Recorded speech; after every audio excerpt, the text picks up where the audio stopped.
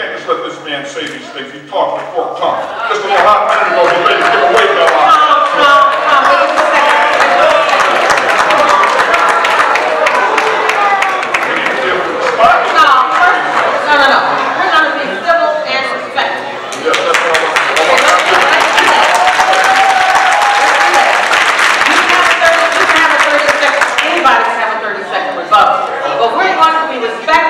We're going to be civil. And I don't want anybody to forget where we are.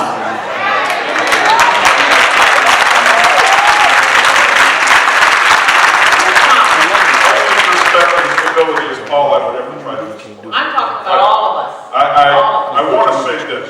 On September 27, 2012, when he was doing his little walk-around tours and didn't know anything about Detroit, he said taking away Belial was a good idea messed up by the city council. Now he changes his mind since he's all for trying to save the assets because he hears that Detroiters don't want that. He doesn't even have a Detroit accent. He has no idea what it is that we're about. That's why it's important for us to complain about the DMC. Next he complains about the DMC. In 2004 when he came there, the governor gave $60 million. It was on his watch he gave $60 million. So we can all make it rain with $60 million. Excuse me, do I get a chance to rebut the stuff that just got made up? No. Everything that he said is not true. Then ask excuse me, I didn't interrupt you, Mr. Barrow. The $50 million bailout occurred under Dr. Arthur Porter in May of 2003, long before I got there. You can look it up. Second, you have the president of Detroit Receiving Union here. He'll tell you that you are telling people false. Tom, you're going to have to stop. You're going to have to stop. I would invite anybody to look at the Detroit Free Press when the Belial vote came out. My position is clear and unequivocal. I was against the lease of the state to the state of Michigan, and I was in favor of the city of Detroit setting its own fee, collecting its own money, and fixing the island ourselves. My position has been consistent. It's in the paper, and it's documented.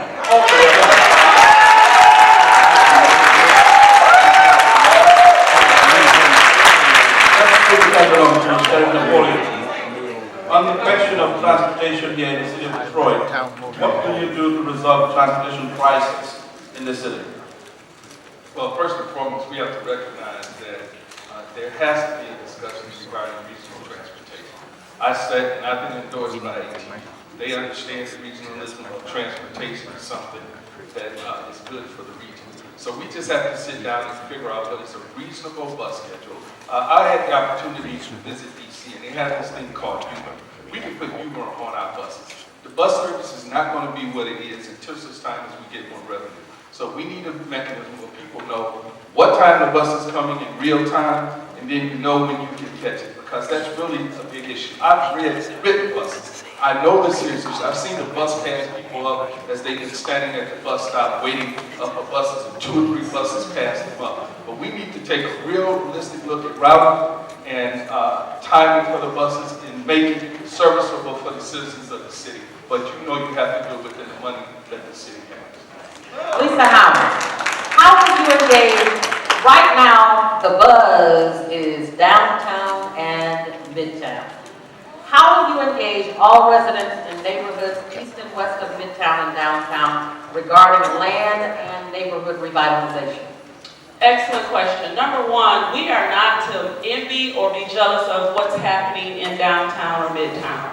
In fact, it's something that we should model for our neighborhoods. And how we go about doing that, revitalizing the city of Detroit's neighborhoods, starts with the people. Our neighborhoods are a reflection of the people who live there.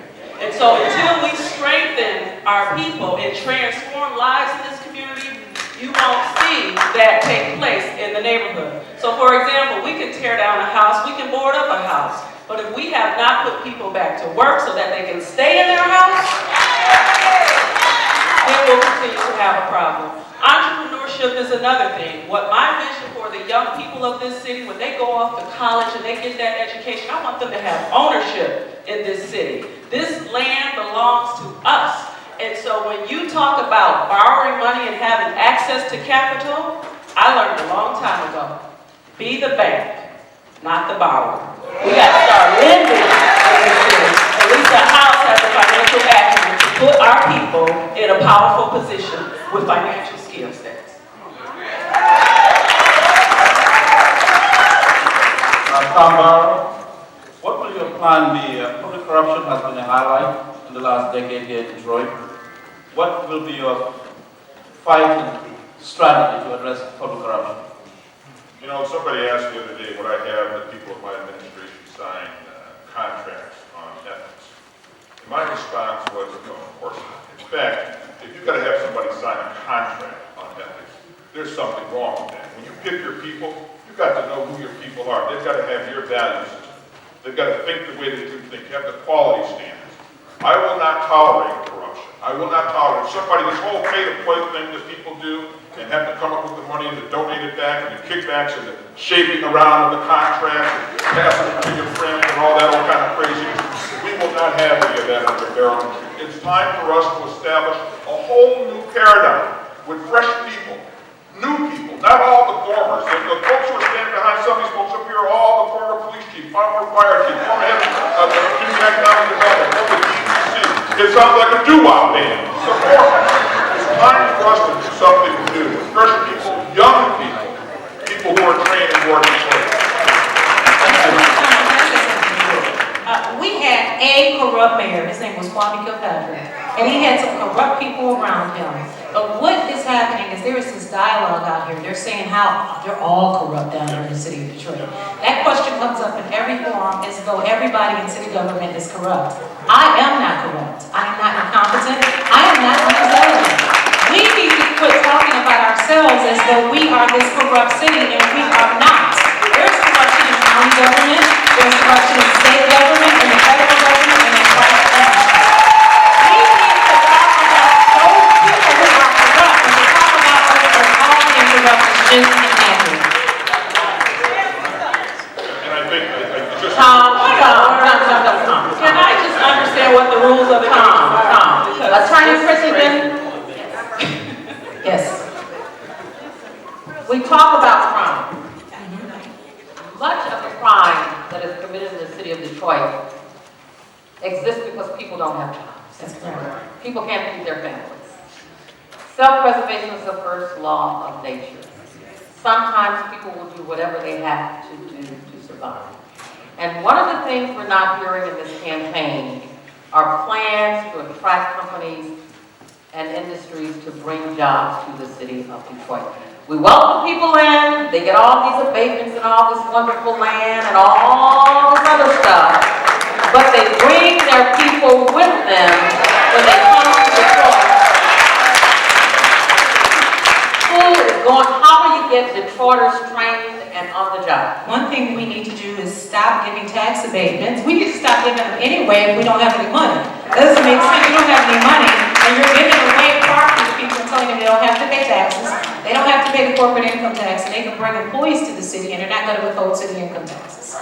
So if we have a real financial problem, why are we still giving tax abatements? But if we're going to give them, we need to give them and make people have to hire Detroiters. Now, we can't require it, but if we're getting something for it, such as a tax abatement, and they're not, this particular administration has laid off all the people in city government who are responsible for actually monitoring to make sure that we're following HUD regulations and federal regulations with respect to HUD dollars, where they're supposed to be local set-asides. There's just been no will to get the people in the city of Detroit employed. And that's going to change. And I'm going to go out on a limb and say, if you elect any of us up here, that's going to change. Because this has been a terrible mayor, and I don't want you all to judge what's coming by what's been. He has done an intentionally bad job to bring us to the point where we're going to have discussions about giving away all of the city's assets, throwing away democracy, say forget about the right to vote, bring in an emergency management.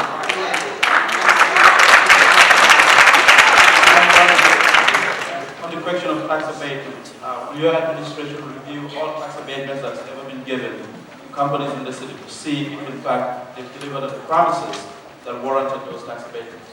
Absolutely. I'm 100% committed to transparency, and here's what we need to be sensitive to. We have a lot of businesses that have been operating in this city for many years, And we have watched in a number of cases where somebody comes in from the outside, gets an abatement, gets preferential treatment, and now the people who have been here and been hiring people are put at a competitive disadvantage.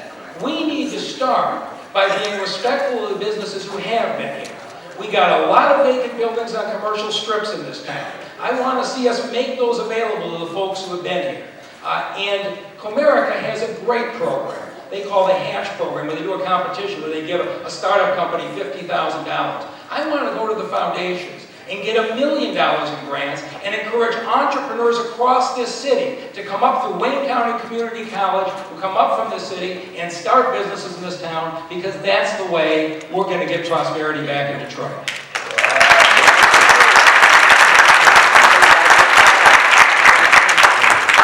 Representative Fred Durham.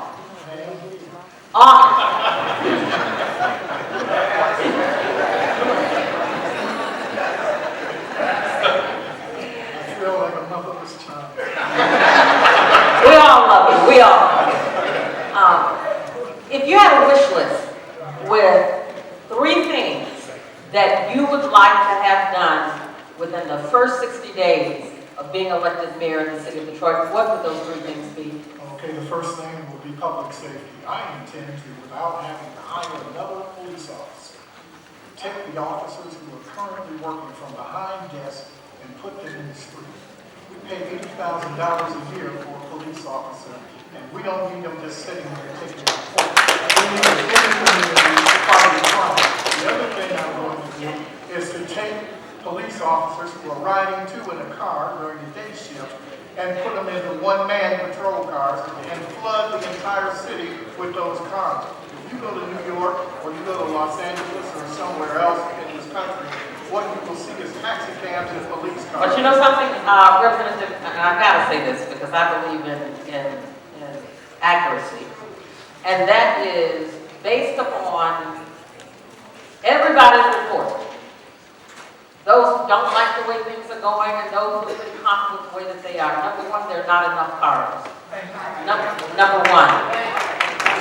Number 2, the process has already begun to get people on the street. Some of those police officers are behind desks because of injuries. You know, they don't want to retire, don't need to retire, they want to be of service, but they cannot be out there on the streets fighting crime on an actual basis like other people. So some of that has already been done. There are exceptions to every rule, but the rule will be that you will be in the street. We pay you to be in the street. We pay you to provide a service, and that's what I'm going to make sure that happens. Yes, You ask me what were the 3 things I would do, I'm telling you what they are. And that is to take these officers off of the 2-man cars, because I can say this and challenge everybody in this audience. You can leave this building right now and go to the nearest police station. You'll find more cars parked in the parking lot than you find out in the street. That's unacceptable to me. And it should be unacceptable to you. If we got cars that are not working, you need to get rid of that junk, the old clunkers, and buy some new cars. That's what this city is supposed to do. We have a utility users tax and make sure we have police officers. So it's really no excuse for us except that we have bad management downtown. And once we get rid of the bad management and replace it with some better management, you're going to see things. We're going to find you just like we're going to find Tom Barrett tonight. You're just running on the clock. At least the house going to lay you all out. I've been looked over so much, I forgot about me. Except you, right? I've been good. You been good? I follow the rules. You and Mike have been good. I'm patient. Okay, let's talk about police and firefighters here. Lisa House, will you support residency for police and firefighters? Will this be a champion issue when you become mayor? Take up this issue as we are repopulating the city of Detroit. We know that this is an issue that has us all fired up. The neighborhood where I live is where many of the police populated before. That's the Gratiot 8 Mile area. Number 1, the type of environment that we want to create in the city of Detroit is one where people want to live here, including our police and fire. When we have a police officer living on our street or a fireman, we can feel safer because their ability to get to the crime or to have that presence makes us feel safe. But more importantly, what we need is what I propose in my crime plan that will address the finances of this city, keep us safe, and be able to get us out of the consent agreement that we're in with the Federal Department of Justice. Number one is a crime surveillance plan to reduce violent crime in the city of Detroit by 25%, and we'll be able to fund that just like they did in Baltimore. Second is by having complying with CLIA, which is the Commission for Accreditation of Law Enforcement Agencies. I'm going to take a little liberty and take just a little bit more time, because the things that I'm sharing with you, ladies and gentlemen, are the answers as to how we'll get things done. Everything that you've heard thus far has only told you what the problems are, but no real solutions. Lisa House has the solutions, and I hope I have an opportunity on the next question to go even further. Then,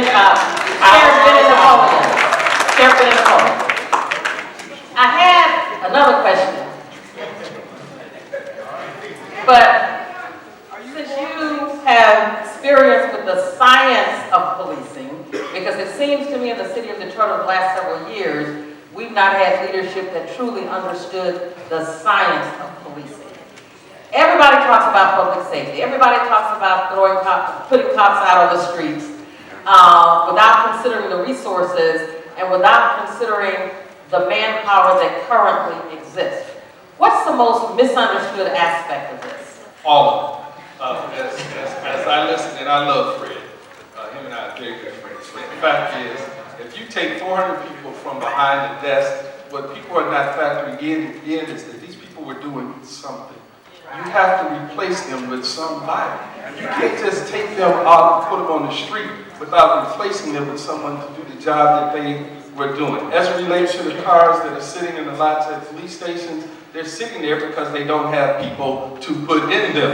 That's why they're sitting in the park. They're not just sitting there because they're just sitting there. They're sitting there because there's nobody to put in them. Let's get to the residents issue. Let me make it unequivocally clear. You should lay your head where you make your move.